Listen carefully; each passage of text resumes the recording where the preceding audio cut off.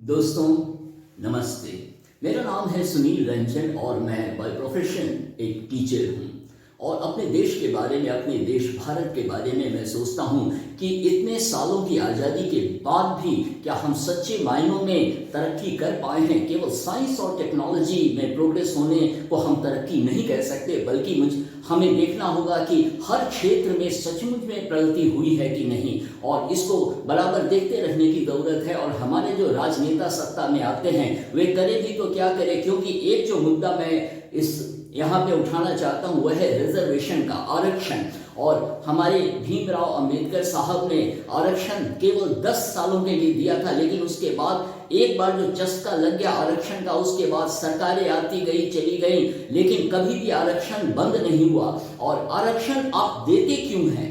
कोई भी व्यक्ति दोस्तों भगवान नहीं होता है, एक प्रयोग करता है और उसके बाद लोग सोचते हैं कि वह प्रयोग कितना सही है। और यह आरक्षण जब आप देते हैं तो क्या होता है, एक तबके को, उसमें भी जो प्रभावशाली तबका होता है, जो शेड्यूल कास्ट या शेड्यूल ट्राइब के जो प्रभावशाली तबके होते हैं उनको आरक्षण मिलता है। और जो निचले स्तर पे जो व्यक्ति है, जिसकी आर्थिक स्थिति बहुत ही बदतर है, वह आगे नहीं बढ़ पाता।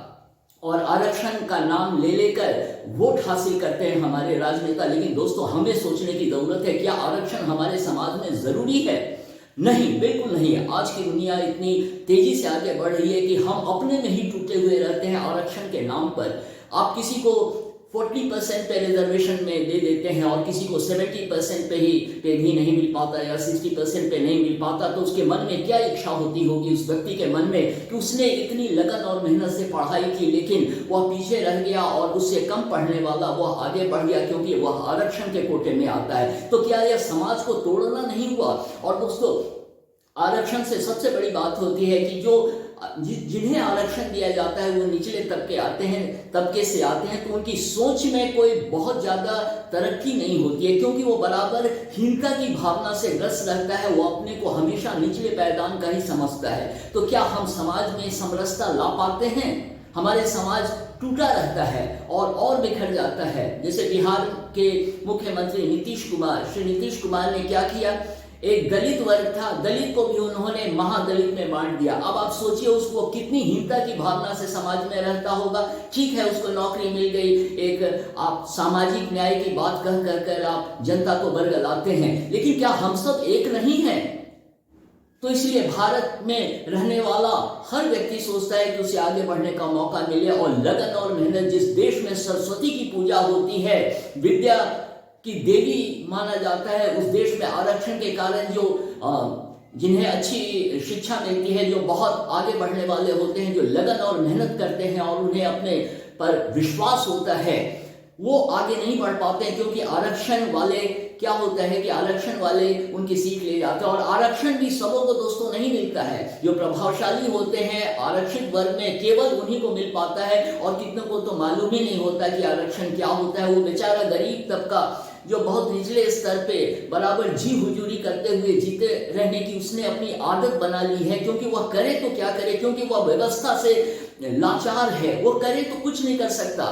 जब हम आम नागरिक, एक मिडिल क्लास के लोग, हम लोग कुछ नहीं कर सकते, तो वो बेचारा कुछ भी तो नहीं कर सकता। वो बराबर एक बेबस निगाहों से समाज को देखता रहता है कि कभी उसका कुछ हो जाएगा। वो रोटी की जुगाड़ में लगा रहता है और किसी तरह चाहता है कि उसका जीवन यापन, उसका परिवार अच्छे ढंग से चले।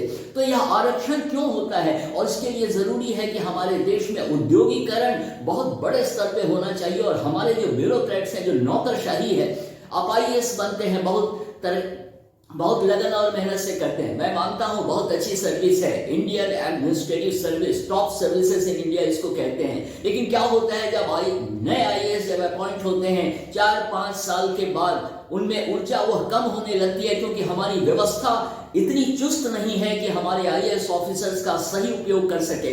और अधिकतर IAS ऑफिसर्स क्या होते हैं, अपने चेंबर में ही बैठे रहते हैं, केवल कागज साइन करते रहते हैं। और फिर क्या होता है, फील्ड वर्क में दोस्तों जाना जरूरी है, हमारी जनता से जुड़ना जरूरी है। अगर हम जनता से नहीं जुड़ेंगे तो what the hell are you doing being an IAS officer, और आईएएस ऑफिसर के ऊपर हमारे जो पॉलिटिशियंस होते हैं, जो मिनिस्टर्स होते हैं, उनका डर आईएएस ऑफिसर्स या ब्यूरोक्रेसी को सताता रहता है कि अगर उन्होंने उनके खिलाफ कुछ भी सही कदम उठाया तो बस ट्रांसफर के लिए तैयार रहना पड़ेगा। तो इसीलिए दोस्तों हमें अपनी व्यवस्था को चुस्त करने की जरूरत है, और जब इस देश में इंडस्ट्रियलाइजेशन होगा, जब उद्योगीकरण होगा, जब हम अपने संसाधनों का उपयोग कर पाएंगे, तब आरक्षण की जरूरत पड़ेगी ही नहीं।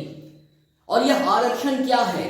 समाज को तोड़ने का एक कार्यक्रम है, और बराबर वोट के चक्कर में सब आरक्षण की समय सीमा बढ़ाते रहते हैं। करें तो क्या करें, क्योंकि पब्लिक वो समझ नहीं रही है, और जितने राजनेता हैं वो बरगलाते रहते हैं। सबों को मैं नहीं कहता, लेकिन बहुत सारे ऐसे राजनेता हैं जो पब्लिक को बरगलाते रहते हैं, जाति के नाम पर इतना लड़ाते हैं, और आजकल तो धर्म का उन्माद चारों तरफ फैल रहा है। तो इसीलिए हमें इससे ऊपर होकर सोचना पड़ेगा, और हमारे राजनेताओं को सोचना चाहिए कि क्या आरक्षण जरूरी है, और एक जागरूकता हमारे समाज में फैलाने की जरूरत है। और जागरूकता तभी फैलेगी जब हमारे देश में उद्योगीकरण होगा, और जब लॉ एंड ऑर्डर दोस्तों सही होता है तो हर जगह विकसित होता है। लॉ एंड ऑर्डर को अगर कंट्रोल कर दिया जाए तो किसी की मजाल नहीं है कि व्यवस्था को थोड़ा भी वो डिस्टर्ब कर सके। तो यह बात मैं कहना चाहता था दोस्तों। इसीलिए हेवी इंडस्ट्रियलाइजेशन समय की मांग है, और अगर हेवी इंडस्ट्रियलाइजेशन नहीं होता है तो फिर हम किस दिशा में आगे बढ़ रहे हैं? केवल संस्कृति का नाम और अपनी सांस्कृतिक विरासत का नाम लेने से पेट नहीं भरता है दोस्तों।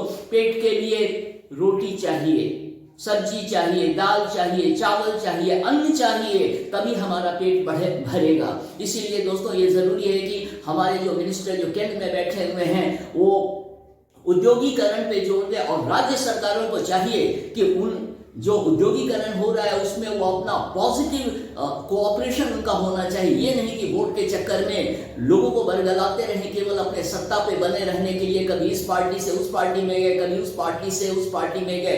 ठीक है, आपकी जो मर्जी है आप पार्टी बदलते रहें, लेकिन सबसे पहले हमारा देश है। जब हमारा देश है तो हम हैं, जब हम हैं तभी तो हम देश को आगे बढ़ा सकते हैं। और इन बातों के साथ मैं दोस्तों अपनी बात समाप्त करता हूं, और उम्मीद करता हूं कि आप भी अपनी आवाज उठाएंगे, क्योंकि हमारा देश आगे बढ़ना चाहता है। लोग बेबस हैं, लाचार हैं, लेकिन तब आवाज उठाने की जरूरत है। जब आप आवाज उठाएंगे तो लोग सुनेंगे, और जब लोग सुनेंगे तो दूसरों तक अपनी बातें पहुंचाएंगे, और इस तरह की जागरूकता दोस्तों समाज में बहुत जरूरी है। धन्यवाद।